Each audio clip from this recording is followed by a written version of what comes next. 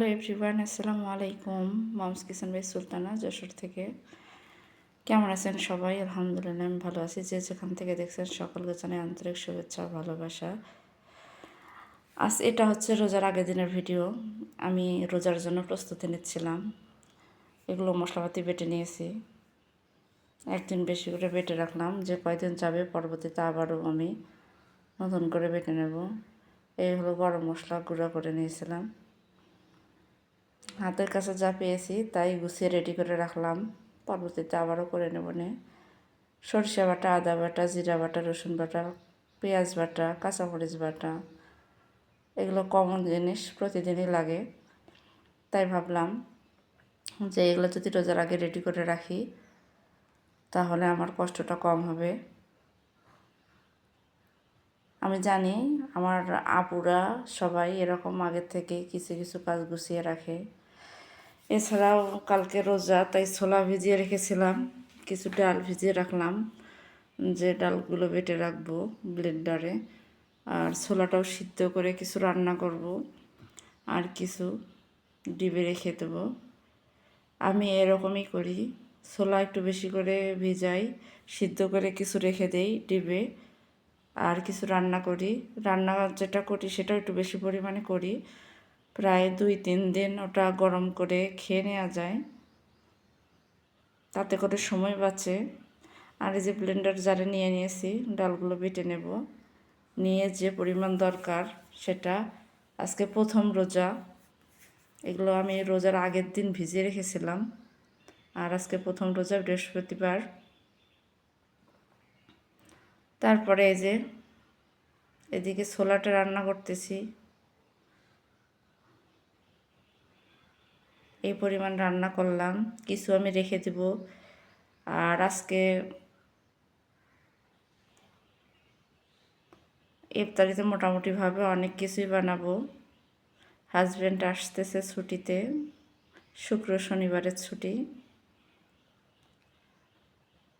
প্রথম রোজার দিন একসাথে ইফতারি করব।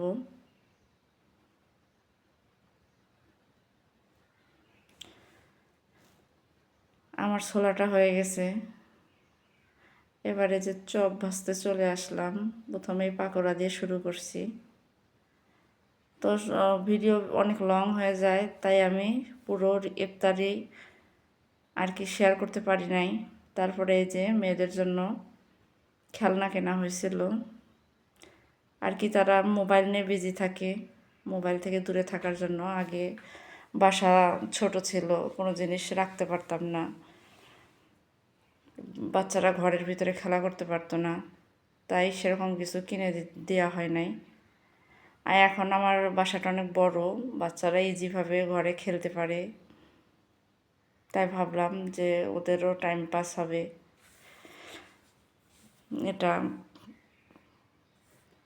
বিনোদনের জন্য বাচ্চাদের, তারা তো পেয়ে খুব খুশি। তাই ভাবলাম যে আমার প্রিয় বন্ধুদের সাথে শেয়ার করে নেই। যারা আমার ভিডিওটি দেখছেন, ভিডিওর নিচে একটি লাইক দিয়ে পুরো ভিডিওটি ফুল ওয়াচ করবেন। চ্যানেলে নতুন হলে আমার চ্যানেলটা সাবস্ক্রাইব করে চ্যানেলের পাশেই থেকে যাবেন। পাশে থাকা বেল আইকনটি অন করে দেবেন, যে কোনো নতুন ভিডিওর নোটিফিকেশন চলে যাবে। ইফতারির পরে হাজব্যান্ডের সাথে চলে গেলাম যে একটা কারেন্টের ইন্ডাকশন কিনে আনলাম।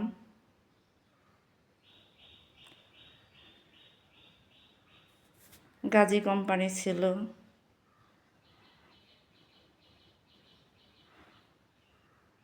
হঠাৎ করে গ্যাস চলে গেলে প্রবলেম হয়ে যায়। আমাদের যশোরে লাইন গ্যাস নাই, সিলিন্ডার গ্যাস ব্যবহার করতে হয়। আবার রাইস কুকার ছিল, সেটা অনেক দিন ইউজ করার পরে এ বাসায় আসার পরে নষ্ট হয়ে গেছে, তাই নতুন করে রাইস কুকার না কিনে ভাবলাম যে একটা কারেন্টের চুলাই কিনে ফেলাই। সেটা শেয়ার করতেছি আপনাদের সাথে।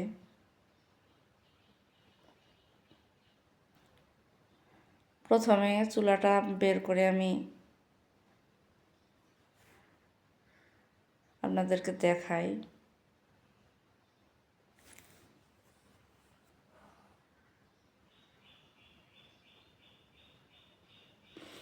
যে কোনো হাঁড়ি পাতিলই ব্যবহার করা যাবে।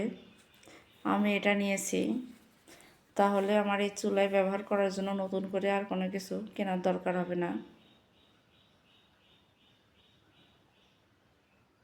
সব ধরনেরটা ইউজ করা যাবে।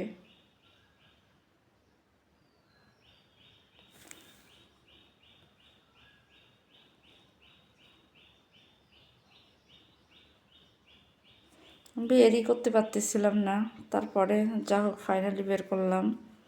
এই যে হলো আমার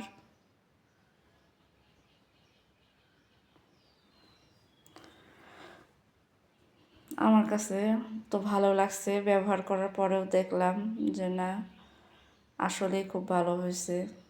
এ ধরনের হাঁড়ি কড়াই সবই ব্যবহার করতে পারবো।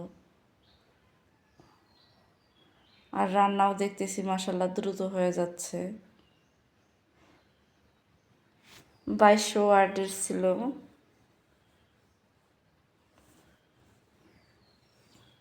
আমি এটা কেনার পরে আমি 1200 ইউজ করতেছি। 1200 কি 1000 এরকম ইউজ করলেই আমার রান্না আমি মোটামুটিভাবে তাড়াতাড়ি করে ফেলতে পারতেছি। তা আমার আর কি যা ছিল, আমার ওই সব কটাই আমি এর মধ্যে দিয়ে দিয়ে দেখলাম যে না, পারফেক্টভাবে বসে। রান্না করার পরেও বুঝলাম যে, পরে ভাবলাম যে ভাত রান্না করি। সব চেক তো করলাম, করে দেখলাম। এবার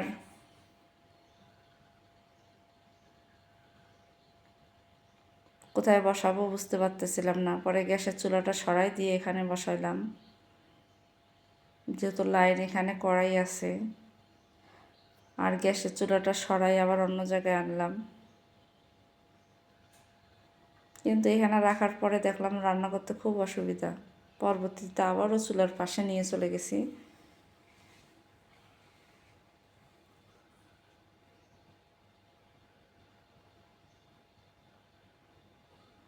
এই যে ভাত বসাইছি দেখেন, 1200 দিলেই তাড়াতাড়ি হয়ে যাচ্ছে, তো বেশি আর লাগতেছে না। এই যে ভাত দিয়ে দিছি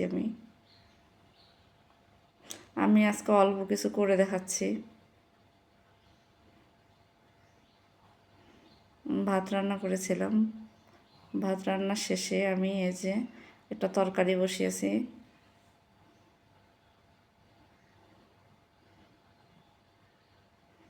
এই যে আমার ভাতটা মাশাআল্লাহ সুন্দর হয়েছিল।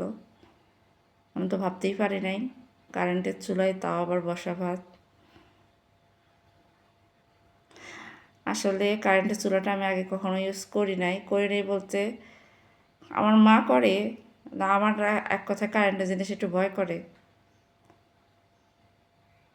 তা এখন মোটামুটিভাবে মনে হচ্ছে যে না, ইজি হয়ে গেছে। বেগুন ভাজা করে নিলাম,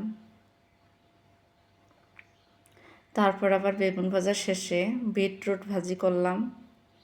তো দেখলাম যে না, মোটামুটি অল্প সময়ের মধ্যে আমার সব রান্নাই হয়ে গেছে। এক কথায় গ্যাসে রান্না করতে যে সময়টা লাগে, এই চুলাতেও ঠিক সেম একই সময় লাগলো। আর সব থেকে সুবিধা হচ্ছে আপনার সব ধরনের হাঁড়ি পাতিল বসবে, এক্সট্রা করে আর কোনো হাঁড়ি পাতিল কিনতে হবে না।